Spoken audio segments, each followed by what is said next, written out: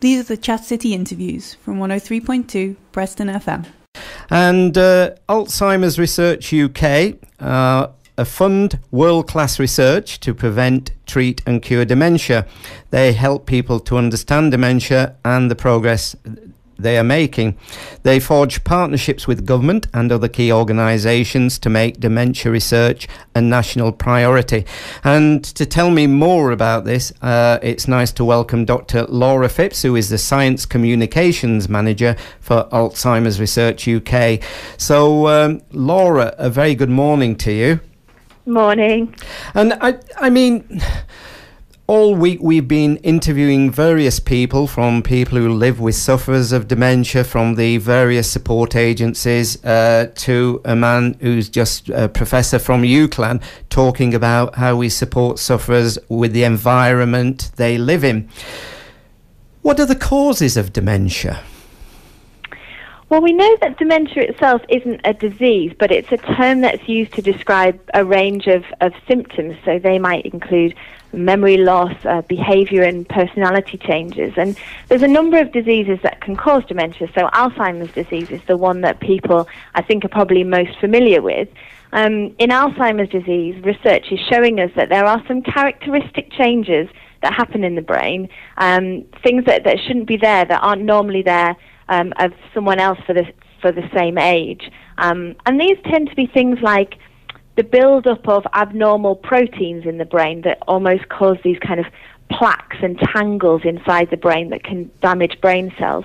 So we're starting to learn quite a lot more about what's happening in the brain in these diseases. And do we know, I mean, does diet and lifestyle affect your chance of developing dementia? Yeah, so there is research that's going on into that. And it seems like what is good for your heart is also good for your head. So keeping the blood supply healthy, so all the kind of messages that people are aware of, things like not smoking, eating a healthy diet, exercising, drinking in moderation, keeping blood pressure and cholesterol in check. These are all ways to look after our brain health. And all of those have been suggested as possible ways that we could reduce our risk of dementia. They won't be relevant to everyone because we know that dementia has very complex risk factors, which include things like age, which is the biggest one, but also genetics can play a role. So it's never quite clear-cut, but research is suggesting there are things we could do that may help. And over the years, with that knowledge that we have now gained, have we delayed the onset of dementia, do you think? Well, there is some interesting research that came out last year that suggested that the numbers of people affected by dementia might be slowing. And there's been lots of discussion and debate about this research. But one of the suggested reasons we might be seeing this trend is because as a nation we're getting better at managing our cardiovascular risk factors. So we're getting better at keeping blood pressure in check, and actually that might be having an effect in reducing our overall risk of dementia. Sadly, still hundreds of thousands of people will still develop dementia. Age is the biggest risk factor. But there is suggestions there that actually we could be doing the right thing. Right. And I mean, when it comes to diagnosing dementia, are medical professionals able to do it quicker these days? It's still a challenge to diagnose dementia because it can often come on quite slowly and quite subtly. There can be a number of other health conditions that could cause similar symptoms. And because the brain is such an inaccessible organ, it's very difficult to get in there. We can't go in and take a biopsy like we might do with other diseases. So it's often quite difficult to know exactly what's happening in the brain. So getting a quick diagnosis and getting an accurate diagnosis is still quite challenging. And that's why Alzheimer's Research UK is funding research into diagnosis, because actually improving that is important for people. So can you tell us a little about Alzheimer's Research UK and also around the areas of research at the moment? Yeah, absolutely. So Alzheimer's Research UK is the largest funder of dementia research in the UK. So we're currently funding around £22 million of dementia research. And that's all across the UK and into all forms of dementia. So we don't just focus on Alzheimer's disease. We fund research into dementia with Lewy bodies, into vascular dementia and frontotemporal dementia.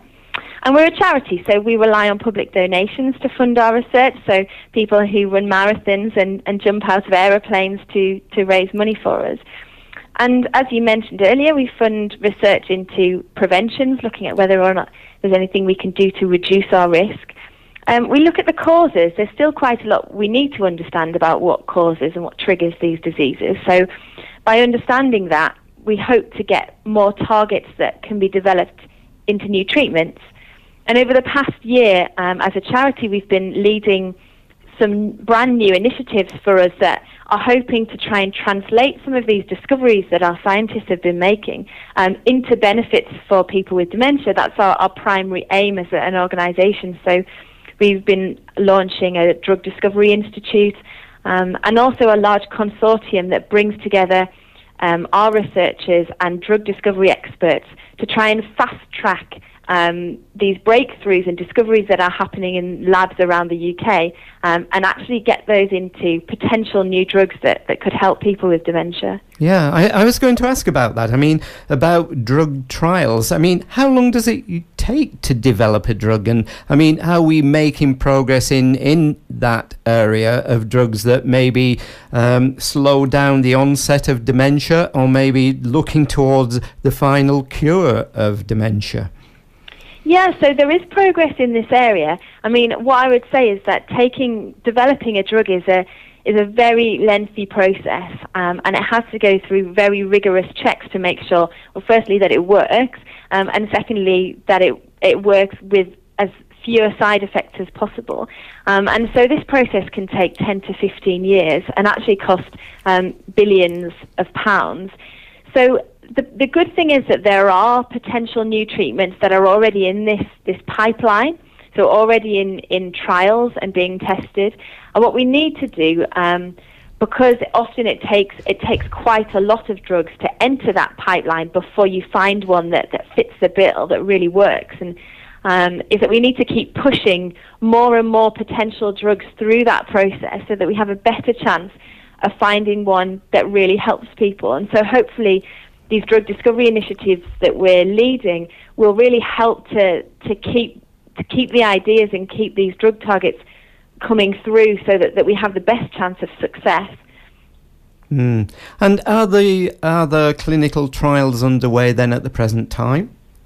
Yeah, there are. There are several clinical trials for Alzheimer's disease, and there's I think at least one clinical trial that's looking into frontotemporal dementia as well. So there's been some rather high-profile kind of failures of clinical trials over the last couple of years, but these have actually sparked a lot of debate within the research community, and there's lots of learning that's come out of those, and kind of looking back and looking at the data and actually looking at how we can refine these, and some of these are actually going back into clinical trials. So we are seeing promising things come through.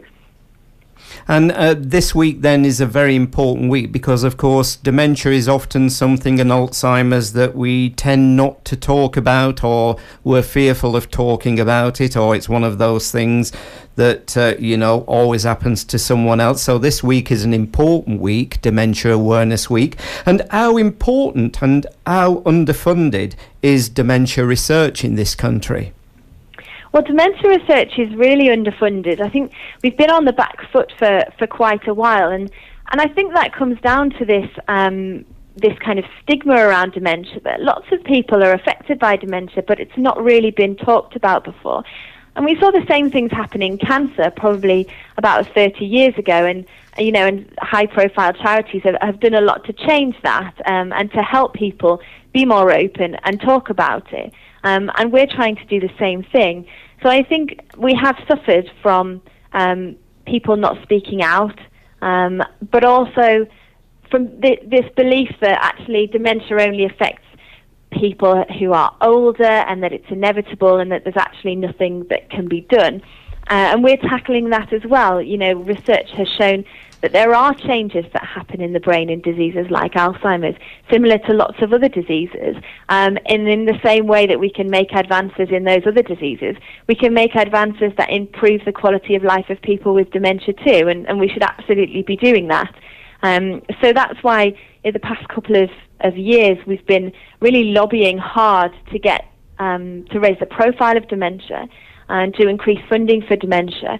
And over the last couple of years we've seen positive moves. We've seen David Cameron launch his Prime Minister's Challenge on dementia and pledge more funding. And London has also hosted a G8 meeting on dementia, and all of this is good because it's raising awareness of the condition. It's helping people to speak out.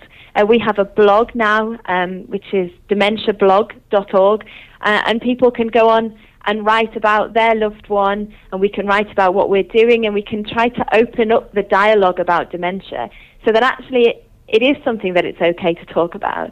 And with that, hopefully, will come increases in research funding. And where can listeners go to find out more about Alzheimer's Research UK and to make a donation? Well, if people want to make a donation to help our research, then they can go onto our website, which is www.alzheimersresearchuk.org, or they can give us a ring on 0300 111. Oh dear, sorry. I've lost the line there. I apologise about that. Laura has disappeared, so I will just try and get her back again quickly on air before we end. Okay, I'll play you a piece of music. Made by people like you. Your community. Your radio. Your Preston FM. Well, there we are. I'm pleased to say that I've managed to get Dr. Laura Phipps back on the phone. So, Laura, give us the important details where our listeners can donate. Okay, sorry about that. So they can donate by giving us a call on 0300 111 5555, or can go onto our website, which is alzheimersresearchuk.org. Brilliant. Can I thank you for talking to us on Preston FM this morning, and continuation with the good work, the research going on there. And I'm sure you would never use that word impossible as I played that piece of music when it comes to talking about a cure. No, we wouldn't. Thank you. Well, thanks very much for talking to us, and hope to talk to you in the not too distant future. Thank you very much. Bye-bye. Thank you. Bye-bye. Thanks for listening to our podcasts. But don't forget, Chat City is live weekdays from 10 till noon on 103.2 Preston FM.